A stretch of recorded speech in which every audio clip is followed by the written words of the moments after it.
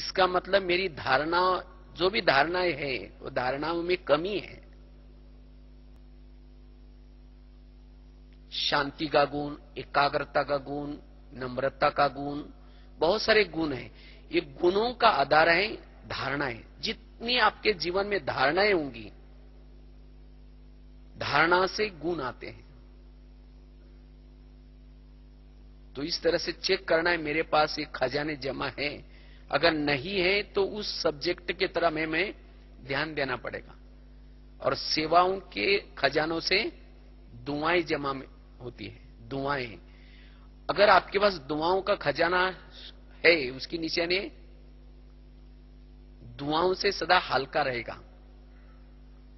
जो दुआएं वाला है वो बेफिक्र बादशाह रहेगा, भरपूर होगा। जैसा किसी के पास धन भरपूर है तो बेफिक्र चलता है, उसको कोई फिक्र नहीं होती। तो इसी तरह मेरे पास अगर मैंने इतनी सेवाएं की, अगर मेरी वो स्थिति है बेफिक्र, कोई फिक्र नहीं, तो समझो मेरे पास दुआओं का खजाना भरपूर है। और जिसके पास दुआएं हैं वो सहज योगी हो सकेगा, सहज उसका बाबा से योग लगेगा। अगर योग में मेहनत लगती है, योग में अनुभव नहीं होता, पुरुषार्थ करना पड़ता है, इसका मतलब मेरे पास दुआएं नहीं है। भले मैंने सेवाएं बहुत की, लेकिन दुआओं में लीकेज हो गया कहीं ना कहीं से, चाहे नाम से, चाहे मान से, चाहे ईर्ष्या से, चाहे और बातों से लीकेज हो गया। भले सेवाएं तो बहुत की है। दुआएं योग के लिए विमान का काम करती हैं। इसलिए चेक करना है दुआओं का खजाना है, अर्थात सेवाएं की। अगर नहीं है दुआएं तो और सेवा करके मुझे दुआएं जमा करनी है।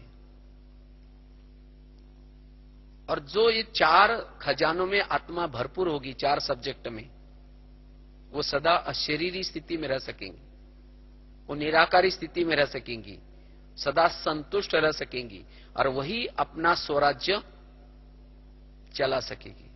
उसके राज्य में कोई भी दुख अशांति का नाम नहीं है, सदा सुख ही सुख।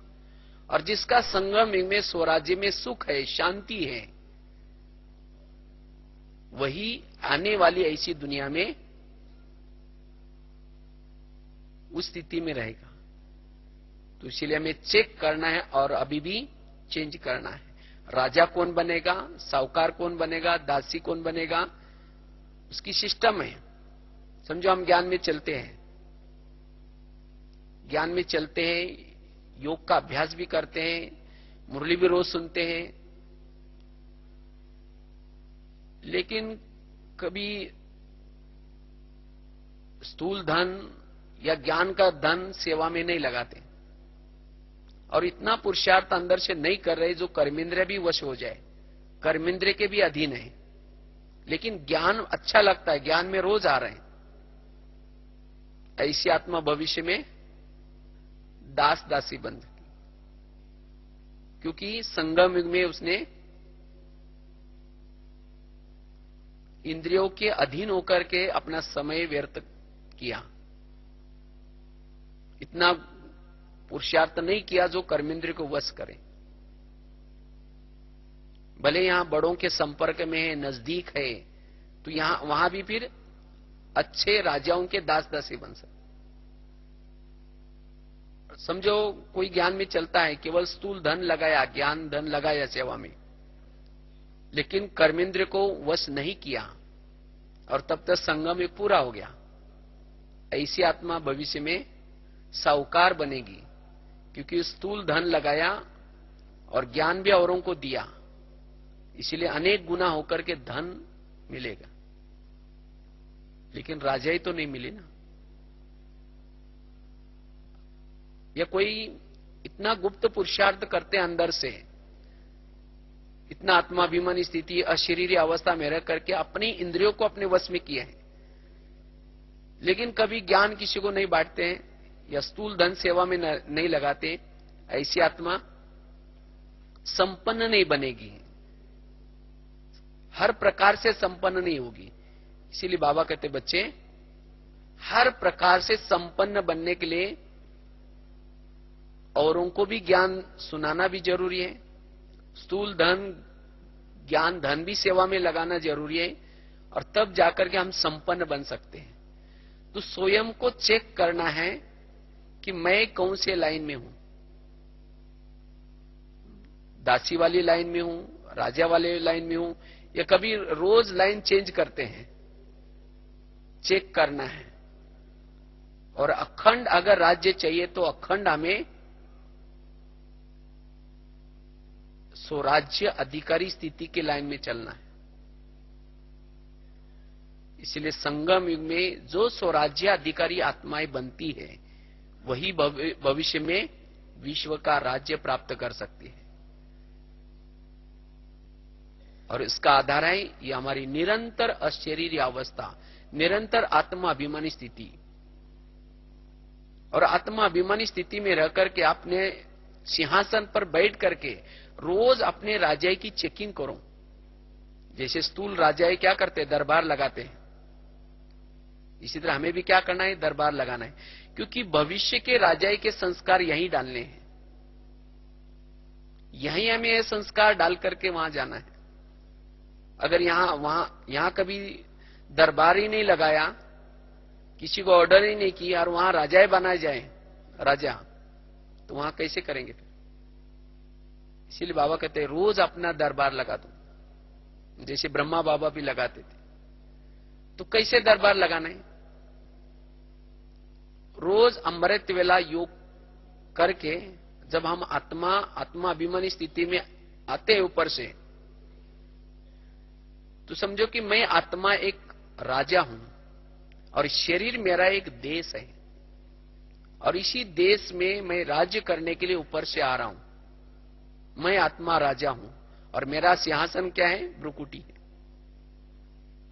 और भ्रुकुटी सिंहासन पर बैठ करके अमृत वेला 4:45 बजे से 5 बजे तक या 5 मिनट केवल हम अपने सभी कर्मेंद्र से थोड़ी बातें करें।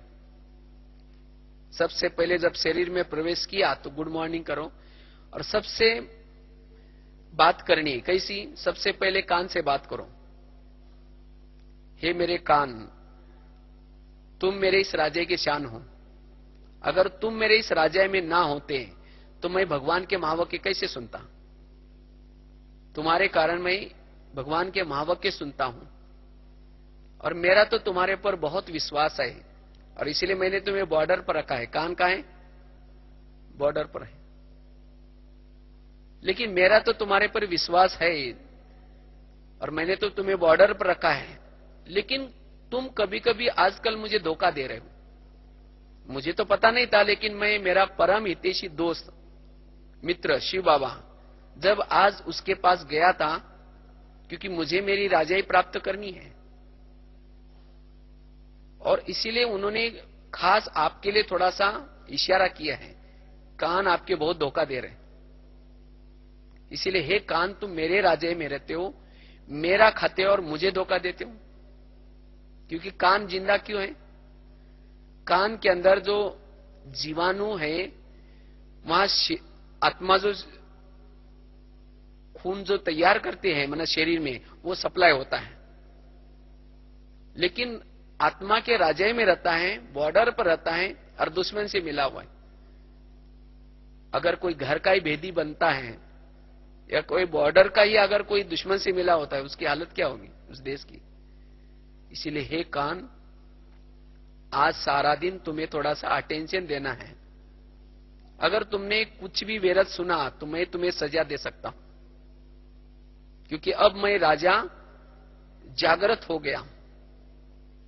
इतना दिन मैं तो सो गया, मुझे पता ही नहीं चला था कि मैं कहां हूं। आप लोगों के ऊपर राजाई छोड़ दी थी, लेकिन अब मुझे मेरे परम हितैषी ने, दोस्त ने मुझे हिम्मत दी और बल भी दिया, और उसने कहा कि मैं तुम्हें गाइडेंस दूंगा, बताऊंगा, तुम दोबारा राज्य प्राप्त कर सकते हो। फिर आगे चलो मुख के पास है। मुख, तुम भी मेरे इस राजा के शान हो। अगर तुम मेरे इस राजा में ना होते तो मैं भगवान के महावाक्य औरों को सुना करके दुआएं कैसे प्राप्त करता? और इसीलिए मैंने तुम्हें अपने राज्य में स्थान इसीलिए दिया है क्योंकि तुम्हारे द्वारा मैं ज्ञान सुना करके दुआएं प्राप्त करता हूं। लेकिन कभी कभी तुम ज्ञान सुनाते सुनाते किसी का परचिंतन भी करते हो, व्यर्थ बातें भी बोलते हो। क्या मैंने इसीलिए तुम्हें स्थान दिया है? अगर तुम व्यर्थ बोलेगा तो तुम्हें मैं सजा दे सकता हूं, फिर शाम को चेक करूंगा। फिर आगे चलो आंखों के पास। ये आंखें, मुझे तो 84 जन्म में बहुत सारे आंखें मिली, लेकिन तुम्हारे जैसे भाग्यशाली आंखें कोई नहीं मिली, क्योंकि तुम्हारे द्वारा मैं उस सत्यम शिवम सुंदरम को देखा है कि आज उसको देखने के लिए लोग तरसते हैं। और मैंने तो तुम्हारे द्वारा घंटों तक उसको देखा है। क्या तुम्हें उसको देखने के बाद तुम तृप्त नहीं बने? तुम इस संसार की व्यर्थ बातें क्यों देखते हो? अगर तुम व्यर्थ देखेगा मैं तुम्हें सजा दूंगा। आगे चलो मन के पास। हे मन, देखो तुम परमात्मा का गुणगान गाने के एवजी व्यर्थ गुणगान क्यों गाते हो? मैं आत्मा तो उसके पास नहीं जा सकता, लेकिन तुम तो घंटों तक वहां जाकर के उसका गुणगान गा सकते हो। इसीलिए तुम्हें व्यर्थ गुणगान, व्यर्थ चिंतन नहीं करना है। अगर व्यर्थ चिंतन करेगा मैं तुम्हें सजा दूंगा। आगे चलो बुद्धि के पास। हे बुद्धि,